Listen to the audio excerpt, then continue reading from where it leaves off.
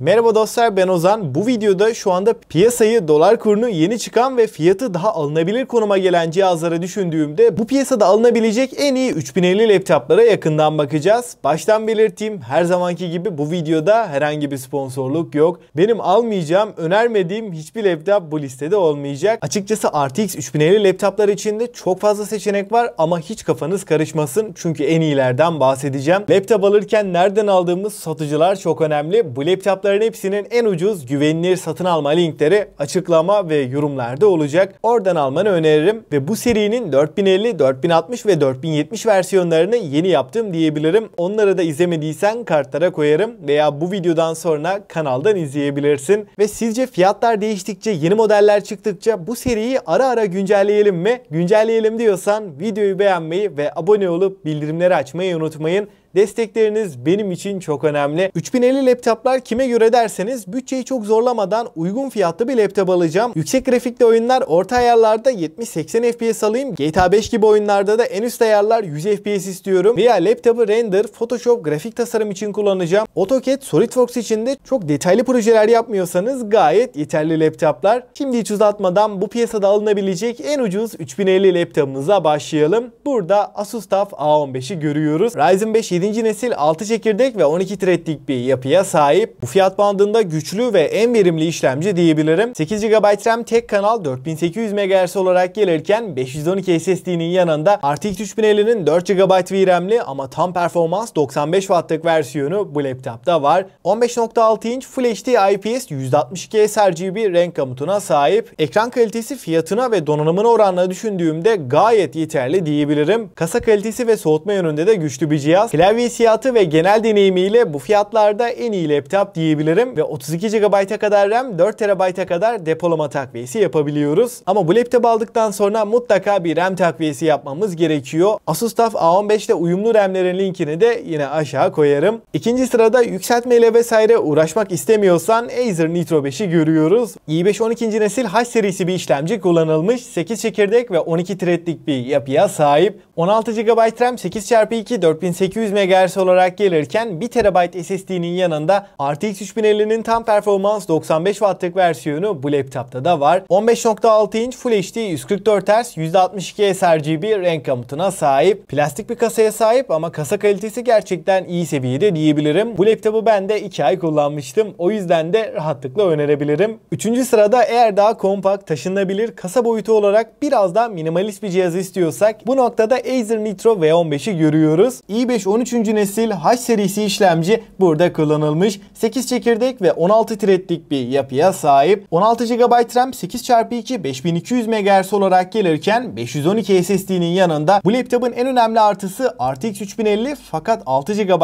VRAM ile gelmesi. Yani burada 4 GB'lık 3050 ile karıştırmayın. Piyasada çoğunlukla 4 GB'lık 3050'yi görüyoruz. Özellikle 6 GB'lık 3050 SolidWorks, AutoCAD gibi uygulamalar yüksek grafikli AAA oyunlarda VRAM darboğazından kurtarıyor. 3050'nin 6 GB'lık versiyonu bazı noktalarda 3050 Ti'nin de önüne geçmeyi başarıyor. Ve burada Nitro V olarak geçen yani Nitro 5 serisinin güncellenmiş, daha ince, hafif bir hale getirilmiş olan kasasında RTX 4050 cihazları çok fazla önermiyorum. Çünkü Nitro V serisinde RTX 4050 ve 4060'lı modeller 60 Watt ekran kartıyla beraber geliyor. 60 Watt da 4050 için yeterli değil. 4. sırada benim şu anda fiyatını oranla düşündüğümde 30.000 TL altı favori laptoplarımdan Lenovo'nun Log modelini görüyoruz. i5 12. nesil HX serisi işlemci burada kullanılmış. 8 çekirdek ve 12 threadlik bir yapıya sahip. 24 GB RAM 16+8 çift kanal 4800 MHz DDR5 olarak gelirken 512 SSD'nin yanında RTX 3050'nin tam performans ve 6 GB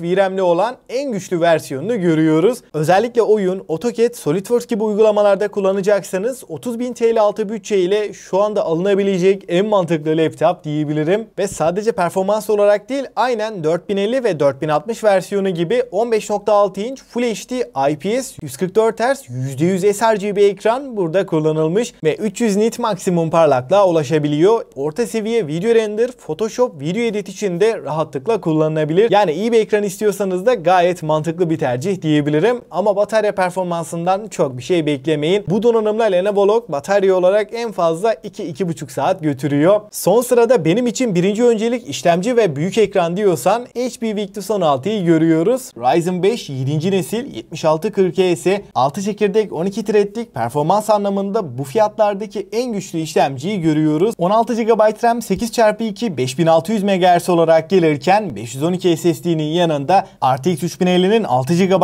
VRAM'e sahip 95 Watt'lık versiyonu görüyoruz. Yani buradaki 3050 tam performans diyebilirim. Bu ekran kartı 4 GB'lık 3050 oranla yaklaşık %20 daha iyi ve bazı noktalarda 3050 Ti'nin de önüne geçmeyi başarıyor. 16.1 inç Full HD 144 Hz IPS bir panelle geliyor ve genel olarak laptopa baktığımda kasa kalitesi soğutma yönünde de bu fiyat bandındaki en iyi laptoplardan biri. Bu laptopların hepsi FreeDOS olarak geliyor ama Windows'u nasıl kuracağım ben beceremem diye düşünmeyin. Çünkü kanalda adım adım FreeDOS laptopa Windows kurulumu var. O videoyu izleyerek rahatlıkla kurabilirsin. Dostlar şimdi favorilerimden bahsedeyim. Eğer bütçem 25.000 bandında ve benim için birinci öncelik kaliteli kasa, hafif kolay taşınabilmesi ve çok fazla ısınmaması diyorsan Asus TUF A15 bu noktada en mantıklısı. Ben laptop aldıktan sonra ne RAM ne de depolama yükseltmesiyle uğraşmak istemiyorum diyorsan Acer Nitro 5 ama ben laptopu sürekli yanımda taşıyorum. Benim için daha ince, hafif bir kasa lazım ve batarya performansı da benim için önemli. Battlefield 5, RDR2 gibi oyunlar oynayacağım diyorsan 6 GB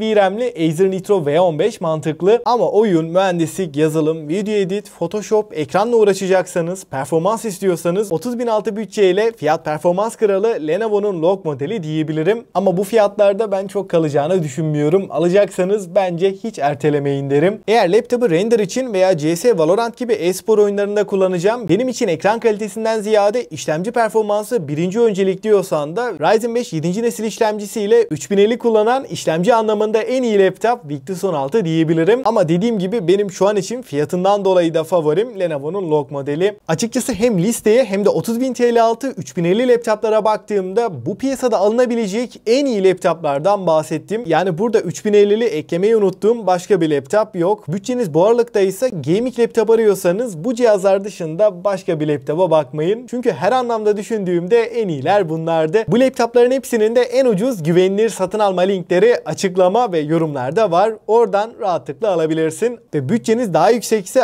RTX 40 serisinden önerdiğim laptoplara da yine bir liste oluşturup onun linkini de açıklama ve yorumlara koyacağım. Ona da bakabilirsin. Bu serinin devamı için de videoyu beğenmeyi ve abone olup bildirimleri açmayı unutmayın. Ben Ozan. Sonraki videoya kadar kendinize çok iyi bakın. Hoşça kalın.